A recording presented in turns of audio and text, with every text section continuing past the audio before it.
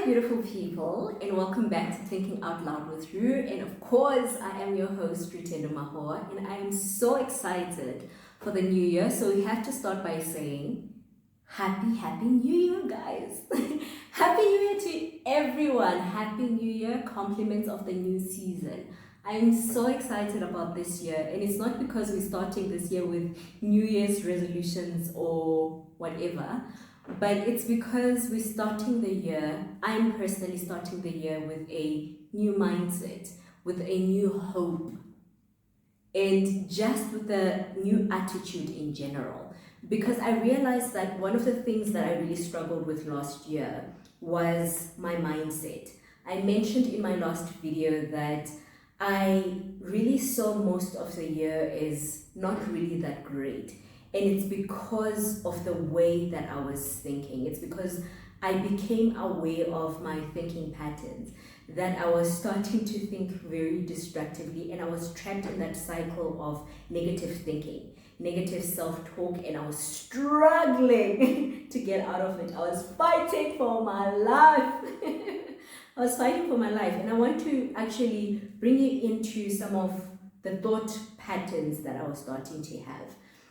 So I was starting to think that this is the year I'm not working, I am not in any relationship, and in fact, some of my friendships I've actually dissolved, and it's friendships that were very, very dear to my heart.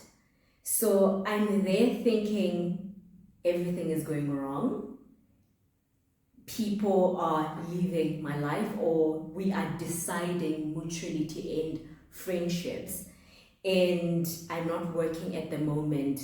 Now it gets to the negative parts of no one wants me, no one wants to employ me, nothing is working out, everything is just going downhill, everything is going to hell. Am I ever going to be okay? Am I going to survive? Why the hell did I leave my last job? Should I have left my last relationship? All these different things started coming into my mind. Yet I know very well, without a shadow of a doubt, that God is the one who directed my steps out of the relationship that I left and out of the job that I left.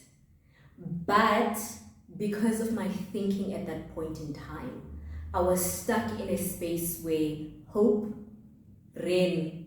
I was chasing hope and hope was a little bit faster than I was, and I was just stuck in a space where I was just not feeling my best. And it made me realize that there is so much power in the self-talk that we engage in with ourselves. And it's important to note this about self-talk. It's very, very much unconscious, it's automatic, and it's something that happens without us even putting thought to it, hence automatic and unconscious. But most of the times it tends to go to the negative end and not really always positive and not always purposeful. Sometimes, most of the times, it tends to go to the negative end of the spectrum. And because of that, it influences our beliefs, and it also has a way of filtering how we see the world and engage with the world around us. So of course, our actions are also going to be impacted by the way that we talk to ourselves and the conversations that we're having in our inner monologue. I actually often laugh at my sister because most of the times she's busy speaking to herself in her mind. And once in a while, there is a sentence or a phrase that comes out after she's been having inner monologues with herself, and you're just like, there's no context, we were not really speaking until this moment, now something is blurted out, and you're like, what are you talking about? And you realize that no, this girl was speaking to herself, and now you are privy to an internal conversation that she was having with herself, and it has no context whatsoever. And now she has to be explaining that, no, I was thinking blah blah blah, and this came out, but it wasn't intentional. But it just shows you that when it comes to self-talk, it's always continuously happening. We're always having that internal dialogue with ourselves, that internal monologue rather, because it's not really between people. That internal monologue is always happening with ourselves. And it's important for us to actually be aware of what type of conversations are we having with ourselves. Are they on the positive end? Are they on the negative end? Is it continuously on the negative end? Because that's when we should be concerned. For me, for most of last year, it was continuously on the negative end until I started to become aware of it. And I started to become more intentional about trying to change it. Simply because I was just like, listen, when you transform your mind, you are able to transform your entire worldview, and it changes how you actually engage with yourself and the people around you. And most of the times, that's the basis that you need in order to have somewhat of a good year. I don't believe that 2026 is going to be a good year simply because it's a new year, but it's because of all the different intentional ways I am going to try to make it a good year. And it starts with self. It starts with, what conversations am I having with myself in my mind? Are they negative or are they positive? Because if I can somehow manage to control and manage the negative thinking that happens in my mind, I am able to change my internal worldview, and that changes how I engage with the people around me, and that is a very, very important thing for me to talk about. So because it's something that happens with all of us, we're always having these internal monologues. I was just like, you know what, let's speak about it so that we all have a basis of going into the new year with some of the things that are actually helpful in order to make a year a productive and fruitful one. So that even if nothing changes, even if you don't get the job, even if you don't get the relationship, even if you don't get the child that you've been praying for, or you don't get into the places that you wanted to get into, you're still able to find a little bit of joy simply because you are able to manage your thinking, and you're able to use that as a basis to also allow your beliefs to be filtered and how you engage with people. So most of the times we do lean into negative thinking. It happens automatically. We go to the negative. And sometimes it's because the filters that we have, think about it in terms of a water filtration, right? That the self-talk that you have is the filter that we filter all the different experiences that we go through, right? So the filters that we have are almost always negative, right? Until we are actually purposeful in changing it, until we're intentional about changing it. So every single experience that we go through, whether positive or negative, it's filtered through that internal dialogue, that internal monologue that you're having with yourself. So even if you go through something positive, if that self-talk that you have is negative, sometimes that outcome that it produces is still going to have that negativity, because that's your filtering system. So if you filter water through something that is very oily, the water is still going to have a lot of oil in it. And most of the times you're still going to be like, I don't want to drink it. I don't think it's safe enough for me to drink. So think about your thoughts that way as well. That if they're negative, everything that you experience, love, friendships, it's filtered through that self-talk. So most of the times, everything will always have that residue from the negative self-talk that you have, if the self-talk that you're having is negative constantly. Which is why it's important for us to actually look at and be aware of the way that we think. So think about yourself as the thinker. You're not your thoughts though. Your brain is always producing thought. But it doesn't mean that if you think that I am a failure, if you think that I am this or I am that you're that. It doesn't mean that at all. It just means that your brain is always continuously producing thought. But it's important for you to also be able to separate yourself from some of the things that come into your mind. Because sometimes it is filtered from experiences that we had from other people who told us that we were a certain way, and we accepted that and we came into agreement with how they saw us. So that's that internal filtration that is sometimes influenced by other people and sometimes influenced by just the situation that you're in or the emotions that you're currently feeling at the moment in time. And sometimes these negative thoughts, they're often critical and they're self-defeating.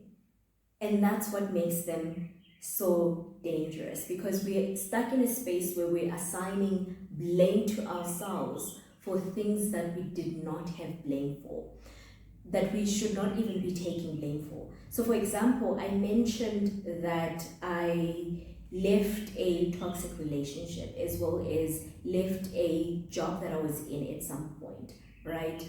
And my mindset went to blaming myself for the situation that I was in of unemployment, right? Where I started to think that, no, it's your fault that you are not working at the moment because you made an intentional decision to leave a job. It's your fault that you're not in a relationship because you made an intentional decision to leave that relationship.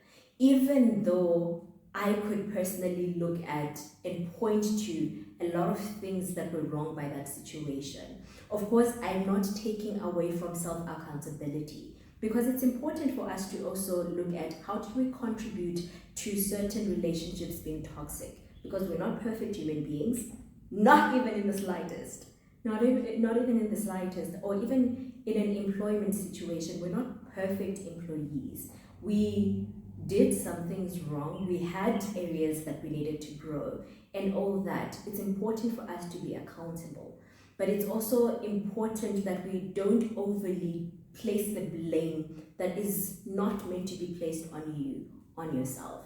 It's very important that we don't get stuck in blaming ourselves for everything that goes wrong. So for me, my thought patterns went to, because I haven't been in a relationship in a while, oh, you're not worthy.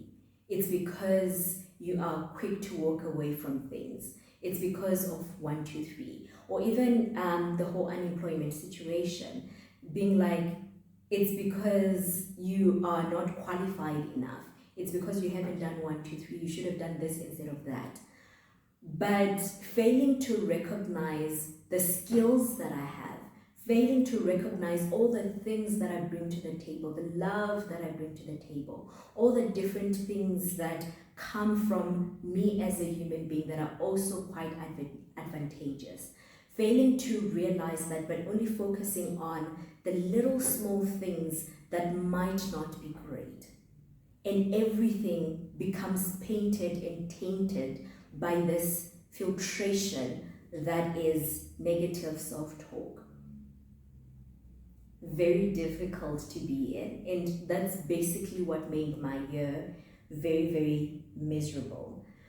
But it's important for us to remember that even some of the things that we struggle with are not coming from ourselves, but coming from pressures that were imposed on us by other people. Because even looking at the concept of relationships, or for me, 1996 I was born, now it's 2026, so I'm turning 30. So there is a lot of pressure saying that by 30 you should be married if you're a woman. And it comes from, of course, some people saying that, hey, a woman's value depreciates in age as she continues to age. And looking at yourself getting older, and you're like, what does that mean for me? Should I just be accepting anything? And realizing that no, we're not doing that. Because I'm 30 and I know people who got married young who are also divorced at this point in time. And I also know other people who got married young who are still married. So it's important that if you are going to make a decision as important as marriage, that you don't make it hastily and you don't make it because of societal pressure. So my internal dialogue then goes to questioning that negative thought, to say that my brain saying that I'm not in a relationship because of something that I did wrong. Is that valid? So I become aware of the conversations happening in my mind, and I actually sit with that thought. question it. I literally interrogate it to say that, is that valid? Saying that I'm not married because of 1, 2, 3. And it's not. It was an intentional decision, simply because there are a lot of things about myself that I needed to work on by myself, so that I don't bring some of the things that I struggle with into future relationships, so that I'm able to take accountability for some of the things that I personally did wrong, and being able to repent from that, so that I don't bring the same things into relationships. Being able to heal, so that I'm able to bring a better Rutendo into a relationship, so that I'm able to bring a rested Rutendo, a fun Rutendo, because that's who I am. I am literally just easygoing. I am a person who is always making jokes.